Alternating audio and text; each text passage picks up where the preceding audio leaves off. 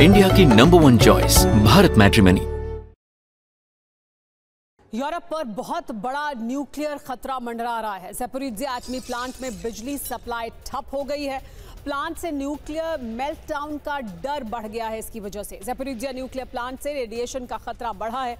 Ukraine और Europe में blackout का संकट भी इसकी वजह से पैदा हुआ है। यूरोप के सबसे बड़े न्यूक्लियर प्लांट पर खतरा मंडरा रहा है। क्यों, जान लीजिए। ज़ैपोरिज़िया न्यूक्लियर प्लांट में बिजली सप्लाई ठप हो गई है। बिजली सप्लाई बंद होने से न्यूक्लियर मेल्टडाउन का खतरा बढ़ गया है। ज़ैपोरिज़िया न्यूक्लियर प्लांट से रेडिएशन का खतरा बढ़ा है। यूक्रेन और यूरोप में रेडिएशन से हजारों लोगों की जान पर खतरा बना हुआ है। हमले के बाद ज़ैपोरिज़िया न्यूक्लियर प्लांट पूरी तरह से ठप है। IAEA चीफ राफेल ग्रोसी ने कहा है कि ज़ैपोरिज़िया प्लांट बंद होने से बिजली संकट बढ़ेगा। चेर्नोबिल न्यूक्लियर प्लांट पर रूस का हमला। चेर्नोबिल में बढ़ा है रेडिएशन का खतरा भी। यूक्रेन के साथ साथ यूरोप में भी रेडिएशन का खतरा इसकी वजह से बढ़ गया है।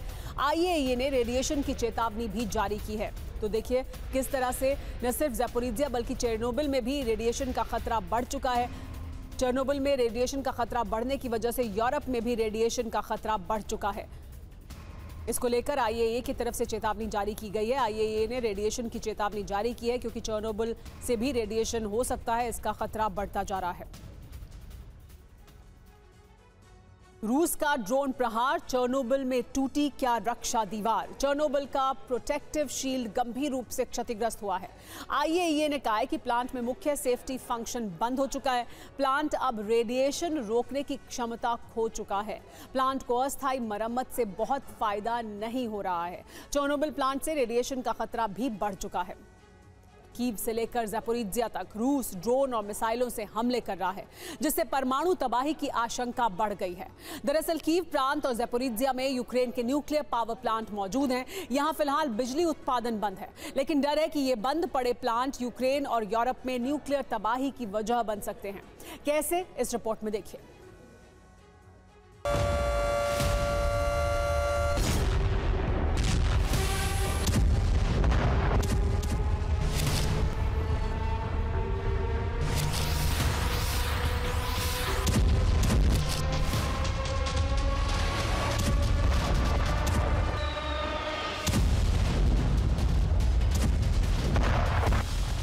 ज़ैपोरिज़िया में मौजूद यूरोप का सबसे बड़ा न्यूक्लियर प्लांट जंग के बाद से ठप पड़ा है। तो चेर्नोबिल न्यूक्लियर प्लांट में बीते 25 सालों से बिजली उत्पादन बंद। लेकिन ये दोनों ही प्लांट यूक्रेन ही नहीं बल्कि यूरोप के अधिकांश हिस्से के लिए बड़ा खतरा बन चुके हैं। डर है यहां से रेडिएशन लीक का।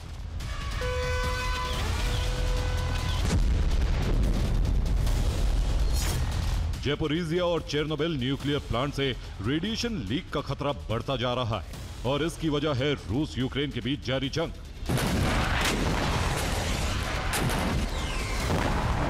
डर है कि यूक्रेन में बरसते बारूद के बीच इन दोनों न्यूक्लियर प्लांट से रेडिएशन लीक हो सकता है, जो यूरोप के एक बड़े हिस्से को तबाह कर सकता है।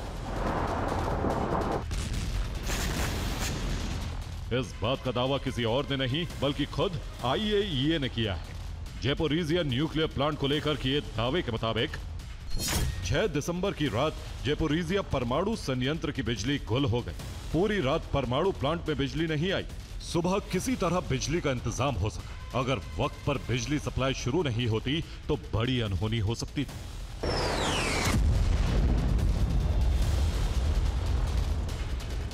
दरअसल ज़ैपोरिज़िया में रूस यूक्रेन के बीच भीषण जंग जारी। दावा है कि इसी दौरान ज़ैपोरिज़िया प्लांट के इलेक्ट्रिसिटी ग्रिड को नुकसान पहुंचा था, जिसकी वजह से बिजली की सप्लाई कट गई। ZNPP में फिलहाल बिजली का उत्पादन नहीं होता, लेकिन रिएक्टर को ठंडा रखने के लिए बिजली की जरूरत होती है। दरअसल परमाणु रिएक्टर बंद होने के बाद भी इसमें गर्मी पैदा होती है, जिसे ठंडा रखने के लिए पानी की जरूरत होती है। पंप के जरिए पानी को रिएक्टर तक पहुंचाया जाता है। बिजली जाने पर पंप बंद हो जाते हैं, जिससे कुछ घंटों बाद ही पानी भाप बनकर उड़ जाता है, जिससे रिएक्टर में लगी फ्यूल रॉड पिघल सकती है। इससे विस्फोट और रेडिएशन लीक होने का खतरा होता है।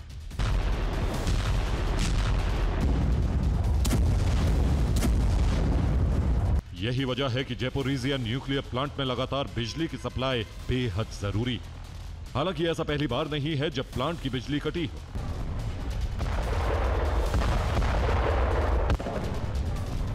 ऐसा कई बार पहले भी हो चुका है, लेकिन कोई अनहोनी होने से पहले बिजली दोबारा शुरू हो जाती।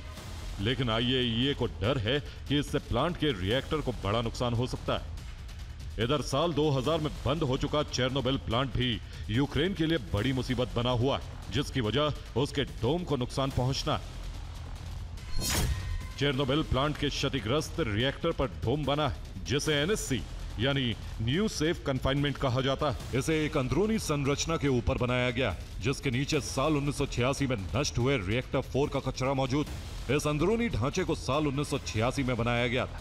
इसे कंक्रीट और स्टील के जरिए बनाया गया। इसका निर्माण रेडिएशन रोकने के लिए किया गया था। इसके बाद साल 2019 में इसी पुराने निर्माण के ऊपर नया डोम बनाया गया। इस डोम को पूरी तरह से स्टील से बनाया गया। फरवरी 2025 में इसी डोम से रूसी ड्रोन टकराया था। ड्रोन से डोम को नुकसान होने का दावा किया गया था, जिससे यहां रेडिएशन फैलने का खतरा बढ़ गया है। हालांकि फिलहाल रेडिएशन का स्तर नहीं बढ़ा है, लेकिन IAEA के मुताबिक इसे जल्द से जल्द रिपेयर करना जरूरी है।